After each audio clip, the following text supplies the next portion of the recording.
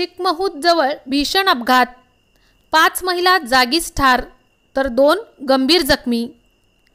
चिकमहूद येथे भरधाव वेगाने जाणाऱ्या 14 चाकी ट्रकने रोडच्या कडेला एसटीची वाट पाहत थांबलेल्या मजूर महिलांना उडवले आणि या अपघातात 5 महिला जागीच ठार झाल्या असून 2 महिला गंभीर जखमी झाल्या आहेत। हा भीषण अपघात गत मंगळवार रोजी दुपारी 4:30च्या सुमारास पंढरपूर कराड रोडवरील चिकमहूद जवळ बंडगरवाडी पाटी येथे घडला। दरम्यान मृत व जखमी महिला कटफळ येथील रहिवासी आहेत।